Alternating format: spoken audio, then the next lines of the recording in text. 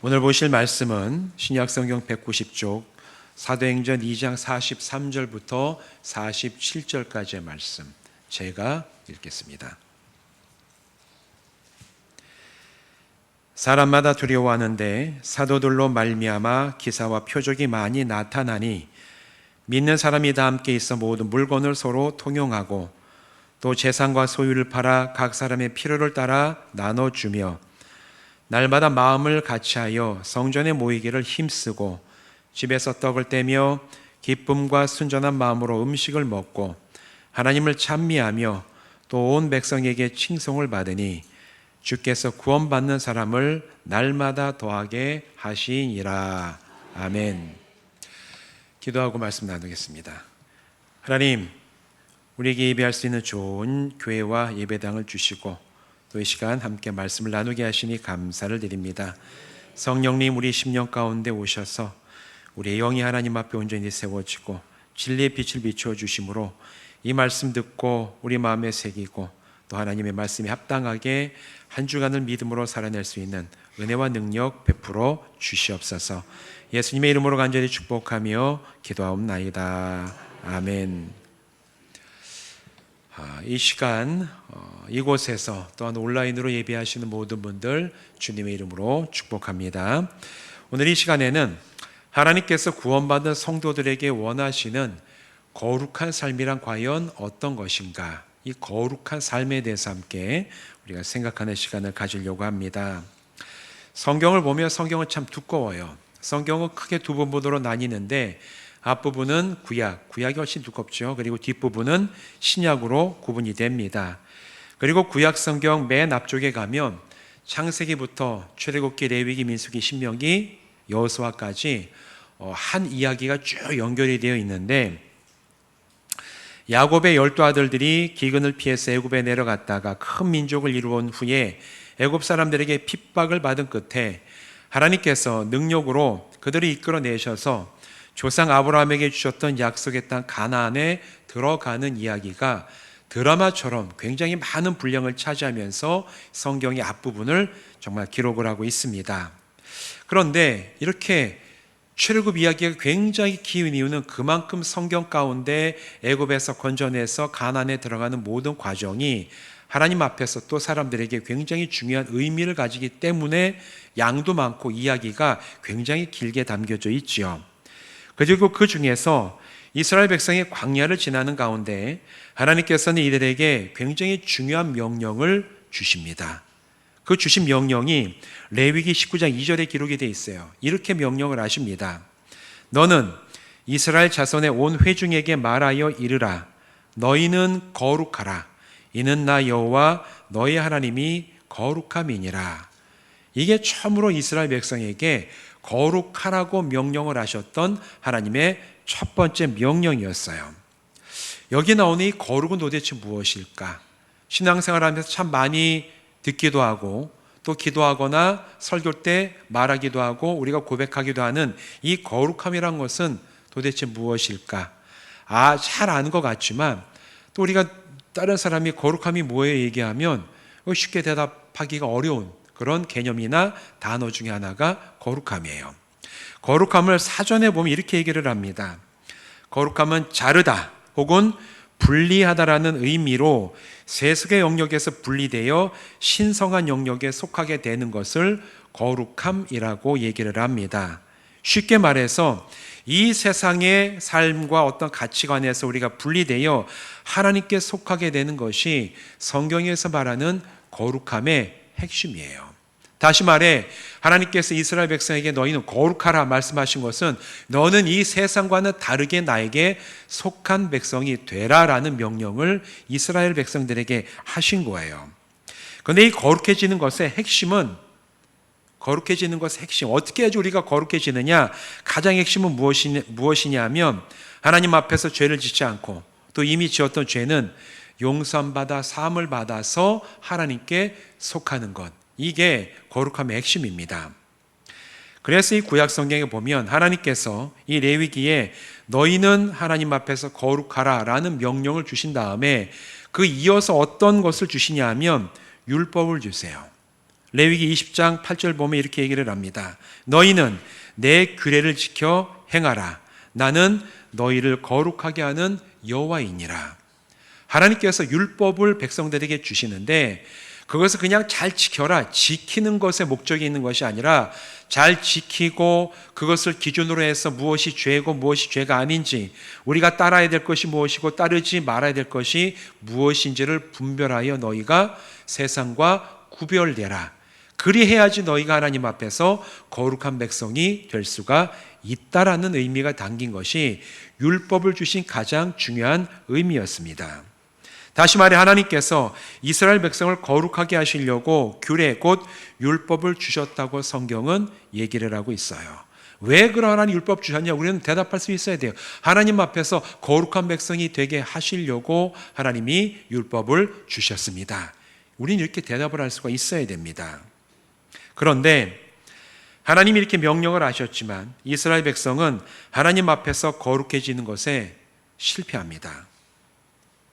행위 차원에서 율법을 지키고 행동을 할 것, 하지 않을 것을 구분하는 그 정도 수준에서는 나름대로 백성들이 율법을 지켰지만 문제는 이런 행위로의 율법을 잘 어느 정도 지킨 자들이라 할지라도 그들의 영혼과 마음과 그들의 생각이 하나님 앞에 거룩해지지 않았어요. 행위로는 이걸 하고 이걸 하지 않는 그런 것들은 나름대로 잘 지켜서 거룩하게 보였지만 문제는 그렇게 행하는 사람들의 생각, 마음, 영혼이 하나님 앞에서 거룩해지지 않았기 때문에 그들은 최종적으로 하나님 앞에 거룩한 삶을 드러내고 살아가는데 실패했습니다. 나중에 어떻게 됐냐? 이스라엘 백성은 하나님도 섬기고 우상도 섬기다가 심판을 받고 말았죠. 그 이야기가 열왕기상하부터 쭉 이어지고 나서 맨 마지막 어떻게 되느냐? 이스라엘이 세웠던 북왕국 이스라엘과 남왕국 유다가 한꺼번에 다 망해서 백성들이 다 흩어져 버리고 나라가 망하고 쫓겨나고 잡혀가는 그런 것으로 이제 구약의 이야기가 마무리가 돼요. 하나님 앞에 거룩하지 못한 백성들이 당하는 심판이 무엇인지를 보여주는 이야기로 구약은 마무리가 됩니다. 그로부터 약 400년 정도 지난 후에 하나님은 이제 직접 사람의 영혼과 마음부터 거룩해 지는 길을 친히 열어가시고 만드시는 이야기가 등장을 합니다. 그게 바로 신약 성경의 이야기죠. 독생자 예수님을 이 땅에 보내시고 십자가 대속의 죽임을 당하게 하심으로 사람이 자기의 힘을 가지고는 성취할 수 없는 거룩함을 얻을 수 있는 기회를 사람들에게 주신 이야기가 신약 성경의 사복음서부터 시작이 되는 신약의 말씀이에요. 그리고 이 기쁜 소식, 즉 복음을 듣고 믿는 사람은 죄 사함을 얻어서 하나님 앞에서 거룩한 자녀가 된다라는 놀라운 사실을 복음이 선포된 초대교회 때부터 지금까지도 하나님은 변함없이 사람들에게 베풀고 계십니다. 여러분 이 사실을 믿으십니까? 우리는 그 사실을 믿기 때문에 내가 오늘 복음이 들어져서 내 심령에 믿어질 때 우리도 죄 용서함을 받고 하나님 앞에 자녀가 되고 내가 영혼부터 거룩해지는 사람이 된 줄로 믿습니다. 그 믿음 때문에 오늘 우리는 여기 나와서 함께 예배드리고 찬양하며 하나님 앞에 서 있는 거예요. 바로 이것이 구원받은 성도들에게 주어진 은혜이자 놀라운 변화의 능력이에요. 나는 내 능력 가지고는 나의 영혼을 거룩하게 만들 어떤 능력도 없어요. 하지만 그런 우리를 아시는 하나님께서 예수 그리스도를 죽으시고 부활하시고 그 복음을 우리에게 듣고 믿어지게 하심으로 우리도 복음 안에서 거룩해지고 죄사함 받고 자녀가 되는 놀라운 능력을 주셨습니다. 사랑하는 성도 여러분, 이미 우리에게 주신 이 은혜와 능력을 풍성히 받아 누리는 성도들 되시기를 주님의 이름으로 축원드립니다.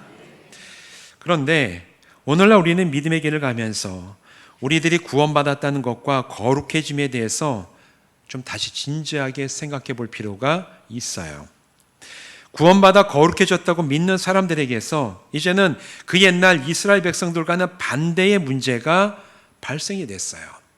우리는 구원받았다고 얘기하고 우리가 정말 믿는다고 얘기하는데 그러면서 살아가는 삶의 모습을 볼 때 이 구약 기록됐던 이스라엘 사람들이 보여주었던 삶은 율법을 어느 정도 지켰지만 영혼과 마음과 생각은 거룩해지지 못했던 그때 그 사람들과는 반대되는 일이 우리들에게, 한국교회의 성도들 사이에 적지 않게 나타나고 있다는 거예요. 이스라엘 백성은 율법의 행위는 지켜도 영혼과 마음이 거룩해지지 않아서 문제였는데, 이제 이 반대로 영혼은 구원받아 거룩해졌다고 고백하면서도 행동하는 것이나 선택하는 것이나 일상의 삶이 거룩하게 변하지 않는 성도들이 한국 사회, 교회에 나타났다라는 거예요. 교회에 오면 신실하고 믿음이 좋은 사람이지만 예배당 밖에 나가게 되면 세상 사람들과는 거의 차이가 없이 살아가는 이른바 명목상 그리스도인들이 한국 교회에 참 많이 생겨났다라는 얘기입니다. 이 안에서는 좋아요. 이 교회 안에서 예배드리고 기도하고 말씀 보고 얘기 나누면 참 믿음이 좋고 참 신실하고 거룩한 그런 사람임을 확신할 수가 있는데, 예배당 밖에 나가서 우리의 가정에서, 나의 일터에서, 학교에서, 내가 사회에서 만나는 사람들 사이에는 세상 사람과 아무런 차이가 없이 살아가는 그럼에도 불구하고 자기는 구원받고 거룩해졌다라고 믿고 살아가는 사람들이 한국교회 안에 적지 않게 있다라는 거예요. 한국교회가 이런 현상이 좀 두드러집니다. 신앙과 삶이 분리된 이분법적인 신앙생활이라고 얘기를 해요. 신앙과 삶이 분리됐기 때문에, 신앙은 신앙이고 신앙은 하나님 앞에서 내가 지켜야 될 차원의 문제이고, 내가 일상을 살아가는 것은 이거는 그냥 신앙과 상관없이 내가 보기에 좋고 내가 선택하고 내가 가고자 하는 그런 방식대로 살아가도 괜찮다라고 생각하는 그런 태도를 이분법적인 신앙이라고 얘기를 합니다. 신앙 따로 일상생활 따로, 이걸 이분법적 신앙이라고 얘기를 해요. 근데 요즘에는 신앙 따로 일상생활 따로 이것도 지나간 것 같고, 세속적인 가치, 생각, 그리고 이 세상의 기준과 행위들이 교회 안에까지 들어와서 이 교회 안에가 다 혼합되어 버리는 그런 지경에 이르고 말았다고 판단하는 신학자들과 목회자들이 상당히 많이 있어요. 예전에는 신앙은 그래도 지키고 세상은 따로, 근데 이제는 이 세상의 기준과 가치와 행동들이 교회 안에까지 들어와서 교회에서의 신앙이 이제 세상에 물들어가는 그런 지경에 이르고 말았다고 평가받는 것이 이 시대 한국교회가 가지고 있는 뼈아픈 부분이라고 얘기할 수가 있어요. 한국교회가 사회에서 비난받는 다양한 이유들 있죠. 다양한 이유들이 있지만 그 밑에 흐르고 있는 공통점이 있습니다. 교회와 성도가 거룩함을 잃어버리고 세상과 다를 바 없이 세속화된 신앙의 모습을, 그게 진짜 바른 건 줄 알고 착각하며 살아가게 된다면 교회는 세상으로부터 비난받는 그 모습에서 벗어나기가 힘들 거예요. 이 기준을 가지고 오늘 우리는 나의 신앙에 대해서 한번 돌아봐야 됩니다.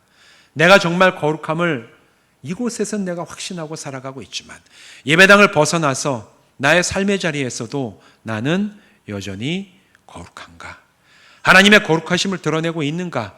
하나님이 거룩하시니 너희도 거룩하라고 하신 말씀이 내 생각과 삶에서 실현되고 있는 그런 인생을 살아가고 있는가? 하나님 앞에서 우리는 내 자신을 정직하게 돌아봐야 될 필요가 있습니다. 무엇이 이런 현상을 일으켰을까? 가장 근본적으로는 거룩함을 종교적이고 영적인 차원으로만 생각하는 그런 태도가 사실은 삶과 신앙을 분리시키는 그런 현상을 가지고 온 첫 번째 이유가 되죠. 이건 구원과도 연관이 됩니다. 한국교회가 많은 경우에는 구원받음을 영혼 구원으로만 한정하고, 우리가 구원받으면, 우리가 구원받아서 내 영이 살아나면 죽어서 내가 천국 가는 것이 신앙생활의 최대 목적이자 전부라고 생각하는 경향들이 한국교회가 참 유독 두드러져요. 근데 여러분, 성경이 말하는 구원은 여기에 그치지 않아요. 십자가 복음을 믿는 자는 그 복음을 통해서 영혼이 살아나는 것은 분명한 사실입니다. 그러나 구원받은 사람의 영혼이 살아나서 그 결과로 나는 천국 갔습니다, 앞으로 내가 죽은 다음에 하나님 나라에 들어가는 것이 나의 궁극적이고 모든 목표이기 때문에 내가 구원받은 이후에는 천국 가게 됐으니 그 외에는 내가 할 게 아무것도 없습니다, 이런 식의 태도나 생각을 가지고 신앙생활을 하는 것은 굉장히 비성경적인 태도라는 것을 여러분 아셔야 돼요. 성경이 말하는 구원받은 자는 영적인 변화가 삶으로 드러나고 거룩함의 열매를 삶 가운데 맺어서 이 땅에서부터 하나님 나라를 맛보고 누리는 것이 구원의 시작이고 하나님 나라에 서기까지 우리가 가야 될 믿음과 구원의 여정인 줄로 믿습니다. 성경은 여기에 대해서 구원을 얘기를 하는 거예요. 여러분 이 땅에 우리가 살아가면서 하나님 나라를 맛볼 수 있다는 사실을 믿으십니까? 안 믿으십니까? 여러분 성경은 하나님 나라를 이 땅에서 맛보고 살아갈 수 있다고 예수님께서는 여러 번 얘기를 하셔요. 근데 여러분 생각해 보세요. 이 땅에서도 맛보지 못한 하나님 나라를 우리가 무슨 근거로 그게 참 좋을 거라고 기대하며 나는 이 세상의 삶이 마치면 참 좋은 하나님 나라 들어가겠다. 무슨 근거로 그거를 기대를 하고 살아가십니까? 주말에 가면 여기 충주 시내 가면 롯데마트 이제 있잖아요. 주중에 가면은 시시코너가 없는데 주말에 저녁에 가면 시시코너가 이게 열리더라고요. 여러분 시시코너 좋아하시죠? 저만 좋아합니까? 저희 집 애들도 좋아합니다. 가면은 저녁에 나가면 가끔 마트에 나가면 이게 다루 조금씩 잘라놓은 거 먹는 게 이제 그게 기대가 되고. 왜 그 시시코너를 왜 만들어 놓죠? 맛보라고. 과일이 있으면 그럼 너무 간단하죠. 맛보라고. 과일이 이렇게 있으면 이 과일을 내가 살지 안 살지 고민이 되잖아요. 그러면 그걸 미리 잘라놔서 이게 이 정도의 맛이 있습니다라는 걸 한번 맛을 보고 나면 그 다음에 어떻게 됩니까? 이게 작은 걸 맛보고 나면 큰 거를 이게 맛이 있으니까 사지 말아야 되겠다 이렇게 생각하는 게 아니라 이게 맛이 좋으니 큰 거는 더 괜찮겠구나. 기대를 하면서 구입을 해가지고 이제 와서 내 필요에 따라서 먹기도 하고 쓰기도 하는 거 아닙니까? 여러분 하나님 나라를 기대하는 거는 똑같습니다. 하나님 나라는 우리가 이 땅에서 맛보고 누릴 수 있어요. 언제? 하나님과 함께 동행하며 예수 그리스도 안에 있을 때 예수님 말씀하시잖아요. 하나님 나라 여기 있다 저기 있다 얘기하지 마라. 너희 가운데 있다. 말씀하신 것은 멀리 우리가 죽어서 가는 그곳에만 있는 게 아니라 우리가 살아서 맛보고 누릴 수 있도록 해 주시겠다는 얘기예요. 내가 이 땅에서 하나님 나라를 맛보고 참 그게 좋고 나에게 기쁨이 되고 평안이 되고 참 이게 괜찮은 거구나. 시시코너에서 작은 걸 맛보고 내가 큰 걸 사는 것처럼 이 땅에서 하나님 나라를 맛보고 그 맛이 너무너무 좋고 내가 누리는 것이 기쁘면 내가 이 세상 떠나 하나님 나라 가는 것은 얼마나 더 크고 좋을 것인가. 기대가 있어야 돼요. 맛을 봐야 됩니다. 그 맛을 볼 수 있는 것이 어떻게 보는 것이냐? 우리가 하나님의 부르심에 따라 이 땅에서부터 거룩한 삶을 살아가며 이 하나님 나라를 맛보고 누릴 수가 있다라는 거예요. 여러분 이 사실을 기억하면서 하나님 제가 살아가며 이 땅에서 제 삶에서 저의 가정에서 나의 직장에서 하나님 나라 맛보며 살아가는 자녀 되게 하여 주시옵소서. 기대하며 기도하는 성도들 되시기를 주님의 이름으로 부탁을 드립니다. 맛보셔야 돼요. 맛을 봐야 이게 얼마나 좋은 건지 시장도 그런데 하물며 하나님께서 그 좋은 것을 너희는 맛보지 마. 너 이 세상 삶 끝나야지만 맛보는 거야. 기다려. 그렇게 하시겠습니까? 얼마든지 맛을 보여주시고 맛봐라. 이 좋은 게 너에게 예비되어 있다. 하나님 나라는 그런 거라는 거예요. 사람은 영혼과 육신을 함께 가진 존재로 이 땅에서 살아갑니다. 그 얘기는 영혼과 육신이 서로 영향을 주고 받는다라는 거예요. 우리가 언제 이걸 제일 깊이 느끼게 됩니까? 아파보면 알아요. 아파보면. 여러분 평상시 건강한 사람들은 옆에 잘 걸어 다니고 이렇게 일상적인 생활하는 게 그냥 부럽습니까? 그냥 저 사람들 잘 살아가는구나 생각을 하십니까? 부러운 거 없어요. 근데 여러분 내가 몸이 아파서 다니는 게 힘들고 걷는 게 어려워지면 다른 사람이 평범하게 살아가고 평범하게 걷는 모습이 그렇게 부러워진다라고 이거 어르신들 다 말씀을 하시지 않습니까? 근데 사람이 아무리 믿음이 좋아도 육신이 약하고 질병이 있고 그게 기간이 길어지면 믿음도 약해집니다. 그거는 이상한 게 아니라 당연한 거예요. 왜냐하면 우리의 몸과 영혼은 연결이 되어 있기 때문에 그래요. 그래서 우리는 신앙생활을 혼자서 하지 말라라고 성경 계속 거기에 대해 얘기하는 이유가 거기에 있습니다. 내가 약해질 때, 내가 몸이 약해지고 내 몸이 약해진 몸 때문에 내 신앙이 약해질 때, 내 영혼이 약해질 때 그때 혼자 있으면 그거 참 회복하기 힘듭니다. 근데 그때 나와 함께하는 믿음의 동역자들이 있고 나를 위해 기도해주고 찾아와 격려해주고 나와 함께하는 그 사람들이 있으면 그때 우리는 내 능력이 아니라 나에게 주는 그 은혜 때문에 우리는 회복할 수 있는 거 아니에요? 그래서 신앙생활은 공동체로 해나가는 게 맞아요. 또 반대로 그렇게 우리가 육신이 약하고 있을 때 내 영혼이 참 연약한 상태에 있다가도 내가 은혜가 회복되고 힘이 나고 내 영혼이 정말 강건해지면 우리 육신도 영향을 받아요. 영혼이 잘된 같이 우리의 육신도 강건해져라. 이 사도 요한이 빌었던 그 복이 우리의 실제 삶에서도 일어나는 줄로 믿습니다. 영혼이 회복되면 육신도 회복이 돼요. 이런 일들이 믿음의 여정 가운데 우리는 충분히 경험하게 됩니다. 다른 말로 얘기하면 영혼이 변화되면 사람의 삶이 변화돼요. 영혼과 삶이 연관되어 있기 때문에 그래요. 그래서 영혼이 변화된 사람은 그 사람의 마음과 생각이 변합니다. 마음과 생각이 변화된 사람은 그 사람의 이 내면, 마음과 생각이 변화된 것 때문에 그 사람이 내리는 판단이 바뀌고 말과 행동이 달라지고 더 나아가 그 사람의 삶이 새롭게 되는 변화가 실제로 나타나요. 물론 시간이 짧게 걸리는 분도 있고 길게 걸리는 사람도 있습니다. 차이는 있을지언정 분명한 것은 삶의 변화로까지 영혼의 변화가 나타난다는 겁니다. 이 과정을 통하여 거룩함이 구원받은 성도의 영혼에서 시작해서 삶으로 드러나는 놀라운 역사가 일어나는 것이 구원받은 자의 거룩함이에요. 앞서서 거룩함은 죄에서 분리되는 것이라고 제가 처음에 말씀드렸죠. 성경에 말하는 근본적인 죄는 하나님을 버리고 자기 스스로 판단의 주체가 돼서 내가 살고 싶은 대로 살아가는 것이 그게 성경이 말하는 근본적인 죄입니다. 내가 판단하고 내가 살고 싶은 대로 살아가는 거예요. 그게 죄예요. 아담과 하와가 지은 죄가 바로 그거였습니다. 하나님께서 뭐라고 말씀하셨냐? 너희가 이 동산의 모든 나무 열매를 따먹어도 되지만 단 하나 선과 악을 알게 하는 나무 열매는 너희가 먹지를 말아라. 먹는 날에 너희가 죽을까 하노라.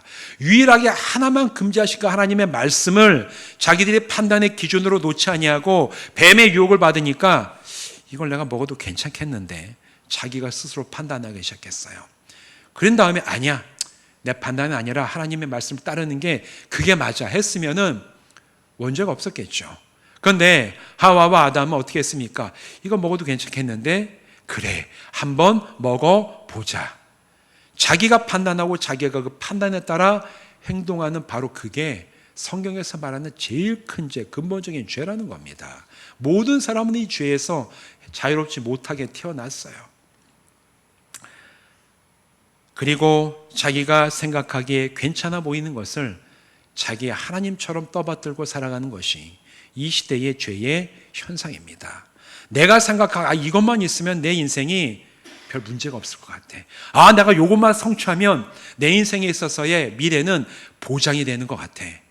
여러분의 마음속에 혹시 그렇게 여겨지는 게 있습니까? 조심하십시오. 그게 쉽게 우상이 됩니다. 이 세상에서 가장 많이 사람들의 마음을 차지하는 게 뭐예요? 우리 너무나 잘 알고 있지 않습니까? 돈과 재물이에요. 사람들에게 내가 좀만 돈이 좀 더 있었으면, 내가 재물만 이것만 내가 얻으면 내 인생에 걱정, 의심이 없을 텐데, 내 인생의 미래가 보장이 될 텐데, 정말 내가 하고 싶은 거 다 할 수 있을 텐데, 내 삶이 안정이 될 텐데, 이런 생각을 가지고 거기에 내 마음을 두고 집착을 가지고 그걸 얻기 위해서 끊임없이 달려가는 그런 노력을 하는 보통 사람들의 그 태도에 대해서 성경은 뭐라고 얘기합니까? 탐심이라고 얘기를 해요. 탐심이라고 얘기를 합니다. 골로새서 3장 5절의 말씀이죠. 그러므로 땅에 있는 지체를 죽이라. 곧 음란과 부정과 사욕과 악한 정욕과 탐심이니. 탐심은 우상 숭배니라. 여러분의 마음속에 이것만 있으면 나에게 문제가 없이 내 삶이 보장될 거라고 생각하는 게 뭐가 있는지 자세하게 살피십시오. 어떤 사람에게는 돈과 재물, 어떤 사람에게는 명예, 때로는 권력, 어떤 사람은 집, 아파트, 어떤 사람은 가족이 자기의 미래의 보장이 되고, 어떤 학생들에게는 학벌만 있으면 내가 이 세상을 얼마든지 잘 살아갈 수 있을 텐데, 여러분의 마음속에 그런 생각이 주는 게 있다면 그거는 쉽게 우상이 될 수 있다는 사실을 여러분 기억하시기를 바랍니다. 그리고 우리는 두려워해야 돼요. 갖지 말라라는 얘기가 아니에요. 그걸 하나님처럼 섬기지 말라라는 얘기예요. 이 세상의 흐름, 이 같은 이 세상의 흐름을 거부하고 분리시키는 것이 바로 거룩함이에요. 거룩하면 무슨 내가 교회 와서 10시간씩 기도하고 그리고 내가 모든 성경을 다 외우고 이런 걸로만 한정되는 게 아니라 죄에서 분리되는 겁니다. 이 세상 사람들이 다 맞다고 생각하고 달려가는 그 방향이 하나님과 맞지 않으면 나는 거기서 나를 분리시키고 반대로 가는 게 거룩함이에요.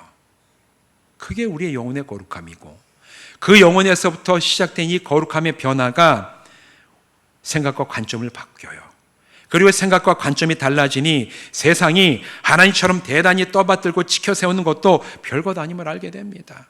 그렇게 예전에는 재물이 최고인 줄 알았는데 내가 진짜 예수 믿고 진짜 주인 되신 하나님을 만나고 나니 이 세상의 재물은 왔다가도 가는 것이고 있다가도 없는 것이구나. 때로는 필요하긴 하지만 그게 나의 미래를 안전을 보장해 주는 것이 아니구나. 이걸 내가 느끼게 되면 별것 아닌 게 알게 되는 거예요. 어떻게? 나의 생각과 태도가 바뀌게 되면 하나님 없이는 나의 평안과 안전이 늘 불가능함을 깊이 인식하고 고백할 수 있게 되죠. 하나님, 이 세상의 그 많은 좋은 것들도 하나님이 없이는 나에게 아무 의미가 없습니다. 하나님만이 내 영혼을 안전하게 하시고 하나님만이 나의 평안을 지켜주시는 유일하신 주님이 되십니다. 그 고백이 우리의 영혼의 가장 깊은 곳에서부터 나온다면 여러분은 이미 여러분의 심령이 거룩해진 줄로 믿습니다. 그러다 보니 사람들이 탐욕스럽게 집착하는 것들로부터 우리는 자유할 수가 있어요. 우리는 성경을 잘 읽어야 되는 게 탐심을 버리라, 탐심은 우상숭배라고 얘기하는 것은 하나님 재물이 필요합니다. 근데 이게 우상이니까 재물 나에게 없게 해주십시오. 그 얘기가 아니라 그것을 너의 마음을 두지 말라라는 얘기예요. 여러분, 재물은 필요하죠. 제가 종종 말씀드리지만 우리가 정상적인 생활을 하기 위해선 경제활동을 해야 되고 재물이 있어야 돼요. 그리고 우리가 안전한 삶을 살아가기 위해서 우리에게 주택이 있어야 됩니다. 그걸 버리라는 얘기가 아니에요. 그러나 그것만 있으면 나에게 아무 문제가 없을 것처럼 우리의 마음을 사로잡는 그것들을 매개로 우리의 마음을 사로잡는 우상숭배를 경계하고 버리라는 얘기예요. 때로 우리에겐 필요합니다. 그러나 필요한 것이 우리에게 우상이 되지 않게 해야 돼요. 이제는 생명의 근원이 되신 하나님을 의지하고 신뢰하고 예배하고 찬양하는 것에서 큰 기쁨과 평안을 누리게 되죠. 이렇게 구원받는 사람의 내면이 변하면 반드시 그 사람의 말과 행동 그리고 삶이 변화됩니다. 그래서 삶에서의 변화를 끝끝내 보이지 않는 사람은 결론적으로 구원받지 못한 사람이에요. 여러분 이걸 잘 생각하십시오. 구원은 내가 구원받았다고 해서 내가 구원받고 안 받고가 아니라 구원받은 은혜가 내 안에서부터 차고 넘쳐 결국 그 사람의 삶을 변화시킬 때 그것이 그 사람의 구원받은 증거가 되는 줄로 믿습니다. 끝끝내 변화되지 않는 삶을 살아가면 그 사람은 자기는 구원받았다고 생각하고 착각하는 걸 수도 있어요. 여러분 구원받았다고 생각하는 것과 믿는 것은 하늘과 땅 차이입니다. 구원받은 자와 내가 너무 이 복음에 대한 얘기를 많이 들어 익숙해서 구원받았다고 착각하는 것은 전혀 다른 차원이에요. 사랑하는 성도 여러분, 여러분은 진짜 구원의 은혜와 역사가 여러분의 심령부터 새롭게 변화시키는 놀라운 은혜로 임하시기를 주님의 이름으로 축원드립니다. 그리고 이렇게 변화된 삶을 살아가는 결과 세상 사람들로부터 참으로 변화된 그리스도인이라는 판단과 더 나아가 칭찬을 얻게 되죠.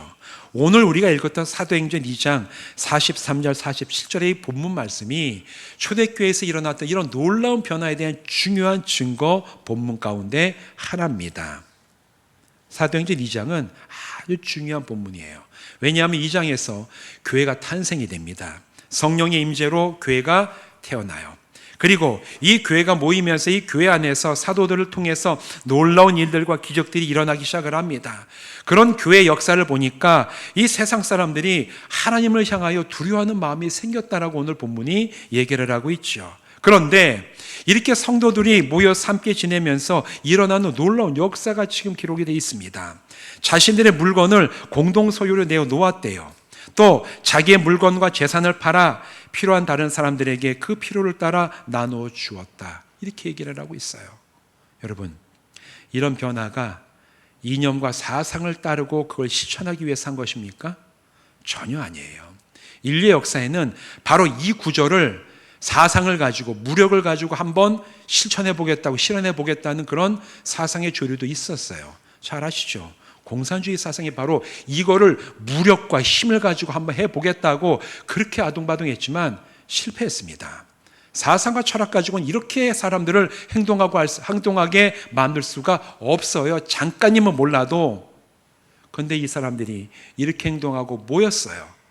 이 사람들이 모인 이유는 구원받아서 거룩해졌기 때문에 이렇게 행동할 수가 있었던 겁니다.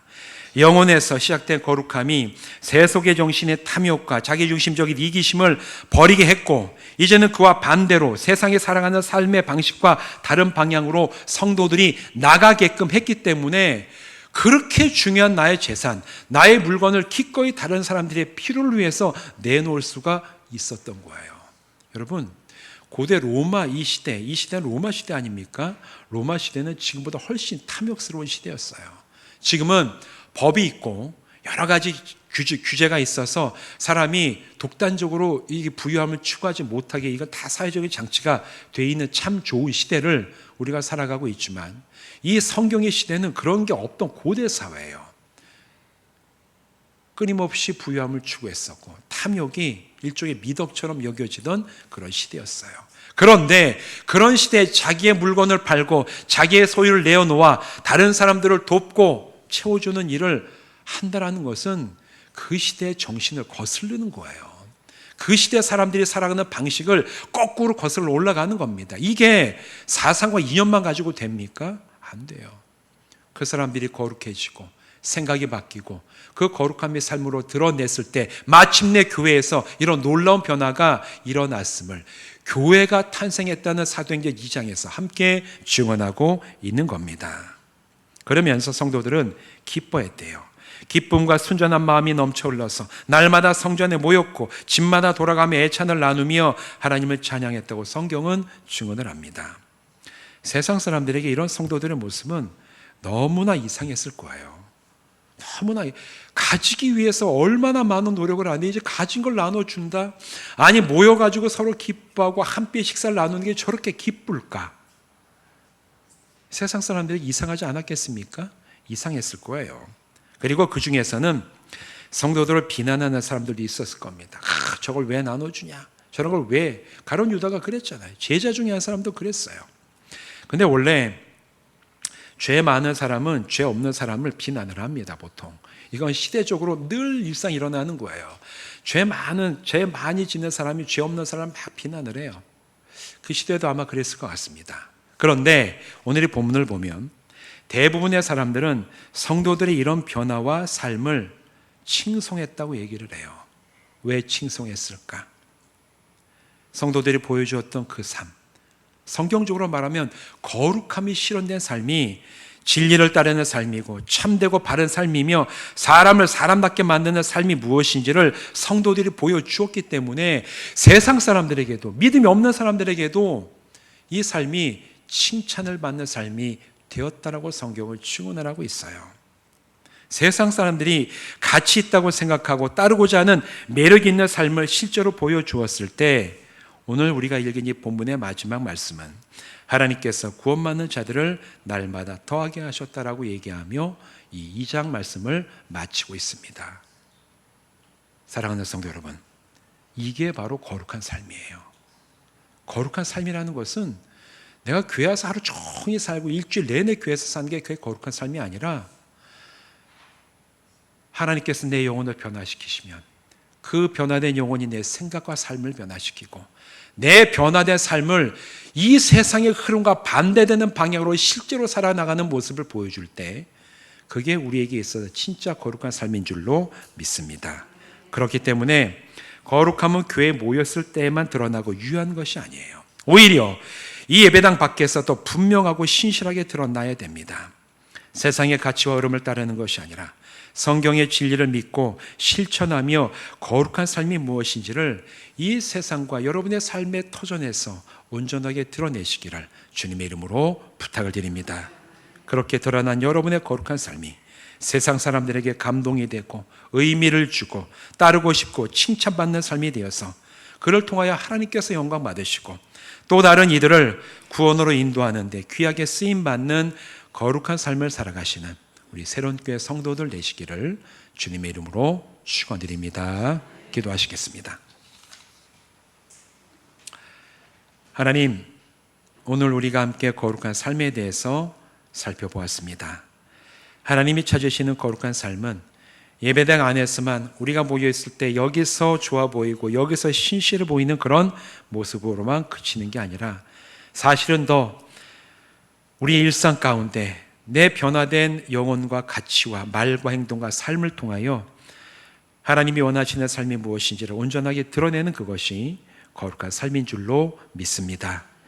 사랑하는 우리 교회 모든 성도들이 바로 그러한 거룩한 삶을 한 주간의 삶에서 온전히 드러내므로 세상 사람들에게 칭찬을 받고 그들이 정말 따르고 싶어하는 매력적인 삶을 온전하게 드러내 보이고 그 삶이 증인된 삶이 되어서 하나님을 드러내고 복음을 증언하고 하나님 앞에 사람들이 나오는데 귀하게 쓰임받는 도구가 되는 귀한 삶을 살아가게 하여 주시옵소서. 예수님의 이름으로 간절히 축복하며 기도하옵나이다. 아멘.